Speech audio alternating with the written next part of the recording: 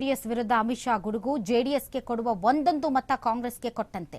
ಕಳೆದ ಬಾರಿ ಕಾಂಗ್ರೆಸ್ ಜೆಡಿಎಸ್ ಹಿಂಬಾಗಿಲಿನಿಂದ ಅಧಿಕಾರಕ್ಕೆ ಬಂದವು, ಮೈತ್ರಿ ಮಾಡಿಕೊಂಡು ರಾಜ್ಯದ ಗದ್ದುಗೆ ಏರಿದ್ವು. ಕಾಂಗ್ರೆಸ್ ಜೆಡಿಎಸ್ ಪಕ್ಷಗಳು ಭ್ರಷ್ಟಾಚಾರ ನಡೆಸಿದ್ವು.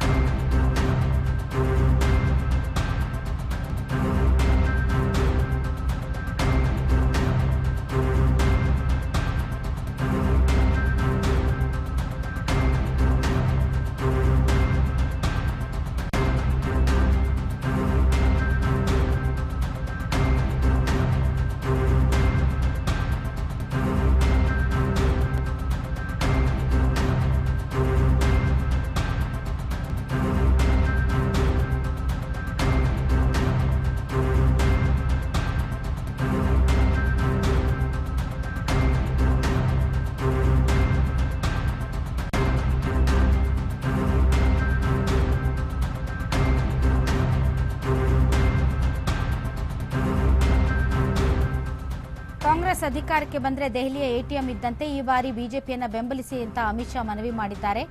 ಸಂಡೂರಿನಲ್ಲಿ ಕಾಂಗ್ರೆಸ್ ಮತ್ತು ಜೆಡಿಎಸ್ ವಿರುದ್ಧ ಅಮಿತ್ ಶಾ ಕಿಡಿಕಾರಿದ್ದಾರೆ. ಬನ್ನಿ ಅವರು ಏನು ಹೇಳಿದ್ದಾರೆ ಕೇಳೋಣ. कि इस बार कर्नाटक में पूर्ण बहुमत की भारतीय जनता पार्टी की सरकार बनने जा रही है. मेरे साथ दोनों हाथ उठाइए. पूर्ण बहुमत के संकल्प की मुट्ठी बींचिए और प्रचंड आवाज से बोलिए, भारत माता की, भारत माता की, भारत माता की. आपका आशीर्वाद प्राप्त करने के लिए लड़ रही है. आज मैं कर्नाटक की जनता को बताने आया हूं, जेडीएस को दिया हुआ एक एक वोट, जेडीएस को दिया हुआ एक एक वोट कांग्रेस पार्टी के पास जाने वाला है और कांग्रेस पार्टी को दिया हुआ एक एक वोट सिद्धरामैया और उनकी एटीएम सरकार, जो दिल्ली का एटीएम थी, भ्रष्टाचार करती थी, उसको जाने वाला है.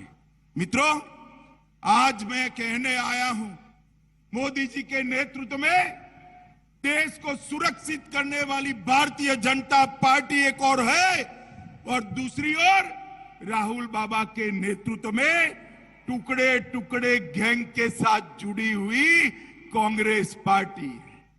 ये दोनों के बीच में आपको तय करना है.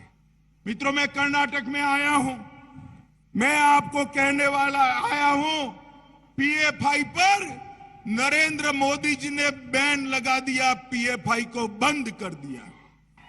मुझे बताइए मित्रों, पीएफआई पर बैन करना चाहिए नहीं करना चाहिए? जोर से बोलो, करना चाहिए नहीं करना चाहिए? ये जब कांग्रेस की सरकार थी तब पीएफआई पर 1700 से ज्यादा केस वापिस लेने का काम किया था.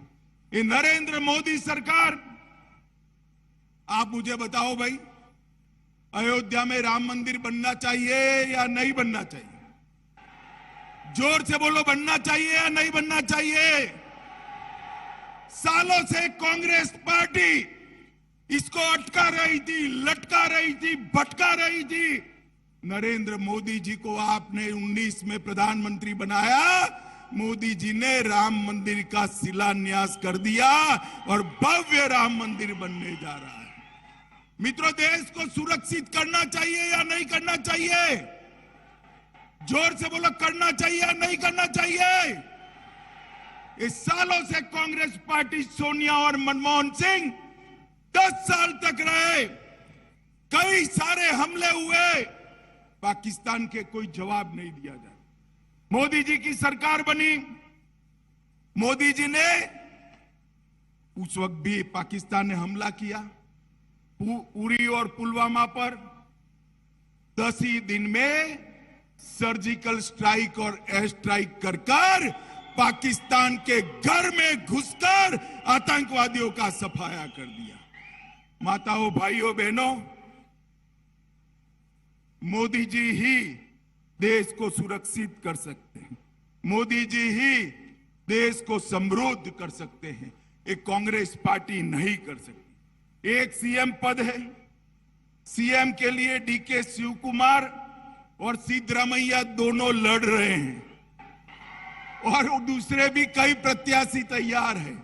इनकी लड़ाई में कर्नाटक की जनता का कल्याण नहीं होगा। कर्नाटक का कल्याण करना है तो केवल और केवल भारतीय जनता पार्टी की सरकार चाहिए। ये कश्मीर हमारा है या नहीं है? जोर से बोलिए, है या नहीं है? ये कश्मीर के अंदर से धारा 370 जानी चाहिए थी या नहीं जानी चाहिए थी? ये कांग्रेस पार्टी, ये जेडीएस, ममता, समता, एसपी, जेडीयू कहते थे 370 नहीं जानी चाहिए।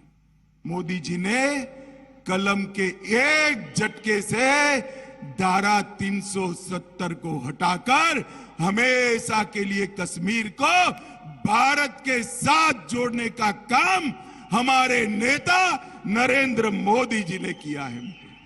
अरे राहुल बाबा कहते थे खून की नदियां बह जाएगी। राहुल